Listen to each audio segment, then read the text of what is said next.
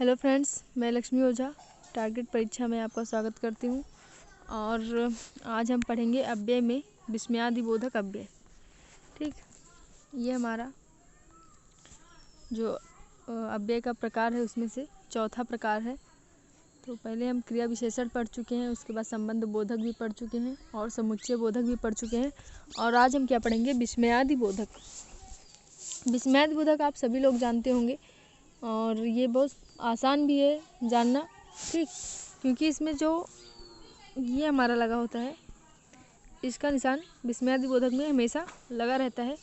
तो इससे हम बहुत आसानी से पहचान जाते हैं कि कौन सा विस्मयादिबोधक है। ठीक, और चलिए पढ़ते हैं हम विस्मयादिबोधक अव्यय। कह रहे जो शब्द आश्चर्य, हर्ष, शोक, घृणा, आशीर्वाद, क्रोध, उल्लास, भय आदि भावों को प्रकट करें उन्हें क्या कहते हैं? विस्मयादिबोधक कहते हैं। ठीक, यानी कि विस्मय या आश्चर्य आदि भावों का बोध कराने वाला क्या होता है? विस्मयादिबोधक होता है। ठीक, अगला है हमारा, आगे चलते हैं हम। देखिए, कह रहा है इन अविकारी शब्दों का प्रयोग वाक्य के प्रारंभ में होता है तथा इनका वाक्य की रचना से सीधा संबंध नहीं होता है। यहाँ पे क्या होता है? वाक्य जो है वो अपना स्वतंत्र होता है। अगर इसको हम हटा दें, जैसे हाय लिखा हुआ है, हाय क्या है? विस्मयादिबोधक है। ये हमारा वाक्य लिखा हुआ है, हाय को हटा दें तो हमारा वाक्य वैसे का वैसा ही रहेगा, उसमें कोई परिवर्तन नहीं होगा। ठीक, तो यहाँ पे क्या होता है? वाक्य जो है वो हमारा स्वतंत्र होता है। उसके बाद कह रहा है इन शब्दों के बाद विशेष चिन्ह लगा होता है। ठीक, तो आगे चलते हैं हम। जैसे हाय अब मैं क्या करूं, तो यहाँ पे देखिए, हैं तुम क्या कर रहे हो, यहाँ हाय और है। ठीक, क्या है? हाय क्या है? विस्मयादिबोधक है। और हैं क्या है? ये भी विस्मयादिबोधक है। अरे पीछे हो जाओ गिर जाओगे, तो अरे यहाँ पे क्या है? ये भय प्रकट कर रहा है और यहाँ पे क्या है? विस्मयादिबोधक है। तो चलिए आगे चलते हैं। विस्मयादिबोधक में भी उसके उपभेद हैं, तो उनके बारे में भी हम जान लेते हैं। तो देखिए, विस्मयादिबोधक अव्यय है जिनका अपने वाक्य या किसी पद से कोई संबंध नहीं होता है। जैसा कि हम पहले बता चुके हैं, जो वाक्य होता है वो क्या होता है? अपने आप में स्वतंत्र होता है। देखिए, विस्मयादिबोधक के भेद, तो इसके भेद हैं 7। तो चलिए पढ़ते हैं। पहला है हर्षबोधक।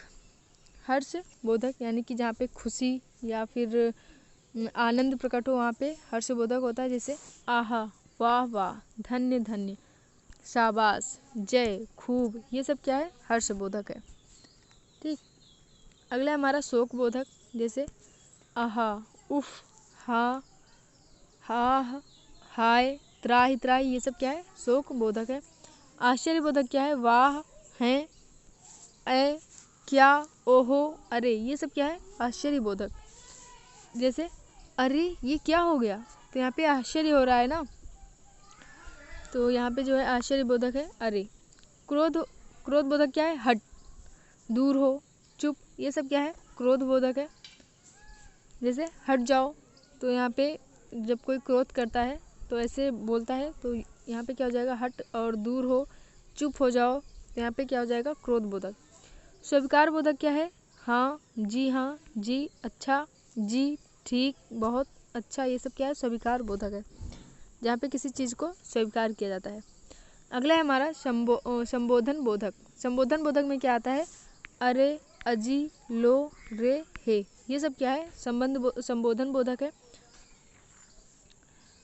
और जैसे हम संबोधक बोधक में पढ़ चुके हैं, संबोधन में संस्कृत में हे राम। ठीक, जब हमारा संबोधन में हम पढ़ते हैं तो क्या पढ़ते हैं? हे राम, हे रामो, हे रामा। तो यहाँ पे हे क्या है? ये हमारा संबोधन बोधक है। और अगला है भय बोधक। तो भय बोधक में आता है हमारा अरे, बचाओ, बचाओ, ये सब क्या है? भय बोधक है। ठीक, और ये सारे क्या हैं? अव्यय हैं। तो चलिए आगे चलते हैं हम लोग, और हम पढ़ेंगे निपात के बारे में। उससे पहले हम कुछ और जानकारी ले लेते हैं। जैसे कहीं कहीं जो संज्ञा होता है, संज्ञा विशेषण क्रिया एवं क्रिया, इसका क्रिया विशेषण, सॉरी क्रिया नहीं, क्रिया विशेषण मतलब संज्ञा विशेषण क्रियाएं यानी कि क्रिया और क्रिया विशेषण, ये सब भी क्या होते हैं, विस्मयादि बोधक के रूप में कभी कभी क्या होते हैं, प्रयुक्त होते हैं। ठीक, जैसे संज्ञा, मान लीजिए संज्ञा है हमारा भगवान, भगवान क्या है, संज्ञा, तो हम क्या कहते हैं, भगवान सबका कल्याण करो। तो यहाँ पे भगवान संज्ञा है और ये किस में प्रयुक्त हो रहा है, तो विस्मयादि बोधक में। ठीक, तो यहाँ पे भगवान सबका कल्याण करो, आगे है सबका कल्याण करो। ठीक, तो यहाँ पे भगवान क्या है, विस्मयादि बोधक हो जाएगा, और ये क्या है, लेकिन संज्ञा है। और विशेषण जैसे भला तुम उत्तीर्ण हो गए, तो भला क्या है, यहाँ पे विशेषण है। जैसे हट, उसे मत छूना, तो हट क्या है, हटना, मतलब हटना क्या है, क्रिया है। ठीक, तो हटना से क्या बन गया है, हट, और यहाँ से हमारा विस्मयादि बोधक बन गया है। और क्रिया विशेषण जैसे अस्तु, अस्तु क्या है, क्रिया विशेषण है, अस्तु इस पर हम विचार करेंगे, तो यहाँ पे अस्तु क्या है, क्रिया विशेषण। तो कभी कभी इन सभी का प्रयोग होता है किसमें, विस्मयादि बोधक में। और कभी कभी वाक्यांश या संपूर्ण वाक्य विस्मयादि बोधक के रूप में प्रयुक्त होते हैं। जैसे ऐसी अशुभ बात, ऐसी अशुभ बात, तो यहाँ पे ऐसे रहेगा। और ये क्या है, पूरा का पूरा विस्मयादि बोधक के रूप में प्रयुक्त हो रहा है, और ये संपूर्ण वाक्य है। ठीक, जैसे क्या कहना है, क्या कहने हैं, क्या कहने हैं, तो यहाँ पे देखिए ये पूरा का पूरा क्या है, एक वाक्यांश है या एक वाक्य है, तो ये विस्मयादि बोधक के रूप में प्रयुक्त हो रहा है। जैसे सर्वनाश हो गया, सर्वनाश हो गया, तो यहाँ पे पूरा का पूरा शब्द क्या है, ये हमारा पूरा का पूरा वाक्य क्या है, ये विस्मयादि बोधक के रूप में प्रयुक्त हो रहा है। ठीक, आगे चलते हैं, हम निपात पढ़ते हैं। निपात भी क्या होता है, एक अव्यय होता है। तो देखिए इसमें क्या कह रहा है, जो वाक्य में नवीनता या चमत्कार उत्पन्न करते हैं उन्हें क्या कहते हैं, निपात अव्यय कहते हैं। जो अव्यय शब्द किसी शब्द या पद के पीछे लगकर उसके अर्थ में विशेष बल लाते हैं उन्हें निपात अव्यय कहते हैं। ठीक, इसे अवधारक शब्द भी कहते हैं। क्या कहते हैं, अवधारक शब्द, निपात को हम अवधारक शब्द भी कहते हैं। और निपात कौन कौन से होते हैं, तो जैसे ही, भी, तो, तक, मात्र, भर, मत, सा, जी, ये सब क्या आते हैं, ये सब क्या होते हैं, निपात होते हैं। और केवल भी क्या है, निपात है। ठीक, तो जहाँ पे ये सारे जो है शब्द आए वहाँ पे क्या हो जाएगा, निपात अव्यय हो जाएगा। ये आगे चलते हैं, पढ़ते हैं। निपात के 9 प्रकार होते हैं। देखिए यहाँ पे रमेश ने ही मुझे मारा था, तो ही क्या है, यहाँ पे निपात है, यानी कि रमेश ने ही मुझे मारा था, उस रमेश के अलावा और किसी ने नहीं मारा था हमें। तो यहाँ पे किस पर बल दिया जा रहा है, रमेश पर। अगर हम ही को निकाल लेते हैं तो क्या बन जाएगा हमारा, रमेश ने मुझे मारा था। ठीक, वाक्य पर कोई प्रभाव नहीं पड़ेगा, लेकिन ये एक विशेष बल देने के लिए यहाँ पे ही लगाया गया है, यानी कि रमेश के अलावा मुझे किसी ने नहीं मारा था, तो यहाँ पे क्या हो जाएगा, रमेश पर बल दिया जा रहा है। और अगला है हमारा, रमेश ने मुझे ही मारा था, यानी कि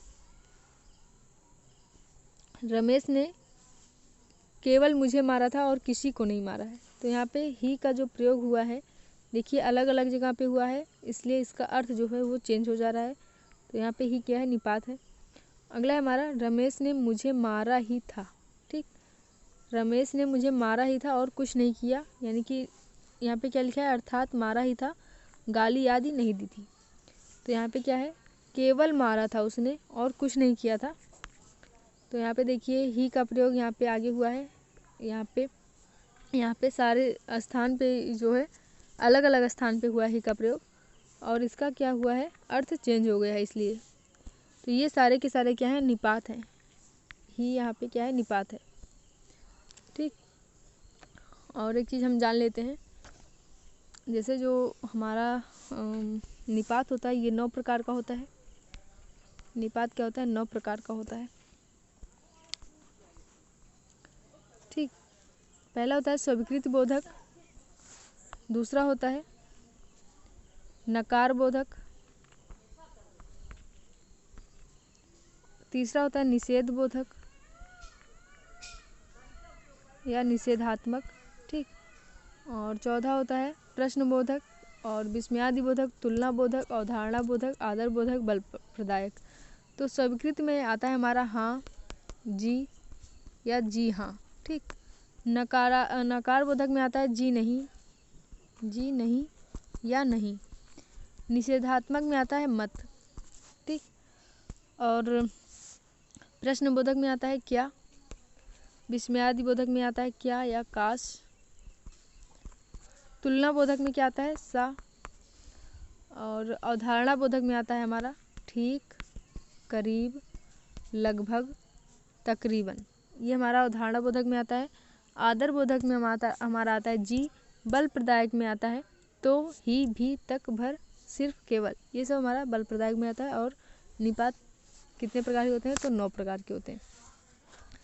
और जो महत्वपूर्ण है उतने ही हमें पढ़ने हैं, लेकिन हमने उसके उपभेद भी बताए हैं आप लोगों को। तो आशा करती हूँ आप लोगों को वीडियो पसंद आ रहा होगा। कल से हम लगाएंगे इस पर प्रैक्टिस सेट। Thank you.